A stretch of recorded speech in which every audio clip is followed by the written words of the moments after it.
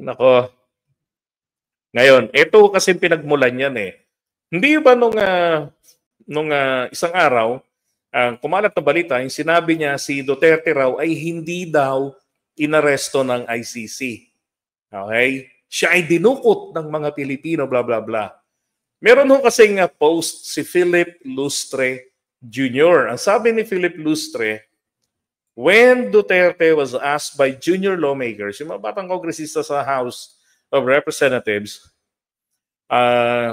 doon to sa sa Quadcom, sabi niya, if he was ready to face the ICC, kung nakahanda po ba kayo na harapin yung ICC?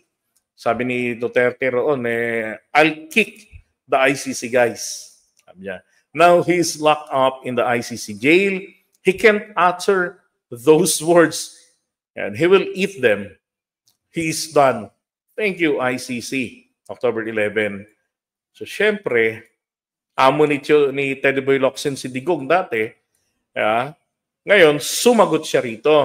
Sabi niya, hindi raw inaresto ng ICC si Duterte.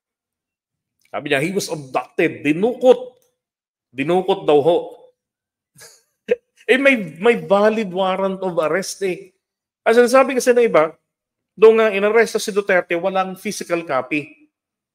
Under the Philippine law, hindi kinakailangan na kapag ka mag-aaresto, dala-dala mo yung warrant of arrest. Sapat nang sabihan mo yung inaaresto mo na merong pending warrant of arrest laban sa'yo. Sumama ka sa amin, sumama ka sa akin. Salvage ka namin. Pagdating doon ngayon, pwede mong hingiin sa presinto nasaan yung warrant of arrest. Then kailangan may maipakitang kopya.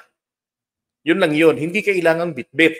Pero ang ginagawa nilang narrative, nung inaresto si Duterte, walang kopya ng warrant of arrest. Pero merong video doon, makita nyo, di ba, binabasa niya nga ng matagal yung warrant of arrest, yung hard copy. There was a soft copy na pinakita sa kanila. Na nandoon sa cellphone. From ICC. Ay, nako. Tapos, sabi niya rito, saan ka ba naman nakakita na abduction? Kasama yung abogado na dating Executive Secretary si Medjaldea. Diba? Hanggang dun sa The Hague, sa ICC, kasama rin si Medjaldea. And then initially, nag-represent kay Duterte nung first appearance niya sa korte. Diba? Yan ba yung kidnap? Yan ba yung dinukot? Ay. If he is guilty of crimes, we thereby confess our countries and our states' inability to hold him to account.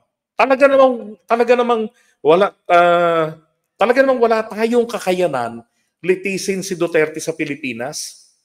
Bakit? Yung recent na ginawa po ng mga senador natin at yung mga aksyon nila favoring him, nagpapakita na talagang pagdating dito, magkakaroon ng special treatment. Kawawa naman yung mga akusado dahil tiyak mauuwi lamang ito. Diba? Sa wala, titenggahin lang ng mahabang panahon yung investigation dyan. Tapos si Duterte, bibigyan lang yan ng pagbibigyan lang yan ng house arrest or hospital arrest. Diba? So wala talagang kasiguraduhan na mapapanagot siya. Diba? Umiiral yung impluensya na napakalakas pa. Hanggang sa ngayon. Diba? Isipin mo yung mga senador natin nagpakaulol sa pagpipilit sa ICC na hindi nga pinansin ng ICC yung kanilang sense, urging them na pagbigyan nyo ang matandang Duterte na i-house arrest. Tangina, house arrest nila sa Pilipinas eh. Yun ang mindset nila, di ba? Isang pahamak lalo si Roque na kapag interim release na approve na, wala nang dahilan manatili siya sa dahig. Harapin niya na yung Pilipinas. Kasi makalaya na si Duterte. Absolute freedom yung dating nung nasa isip nila eh. Kaya lalong napahamak eh, di ba? Halatang itatakas kapag kasi katuwiran, walang police ang ICC who will enforce their law, who will enforce their rules. Di ba? Marito, whether by forswear The first attribute of sovereign independence, an effective justice system. No wonder there are trillion people marches for just one reason: the inability of domestic justice to hold grand theft auto appropriations to account. But trillion people marches only admit that while we can get angry, we cannot meaningfully govern ourselves. We need the help of foreigners, and such foreigners as what was up powers. The idea of that foreigners, especially Westerners, can judge us is beyond disgusting. It is a reason the deepest imaginable. It is a confession begging for foreign domination in purely national affairs and by willing and complicit admission. So, ibig sabihin,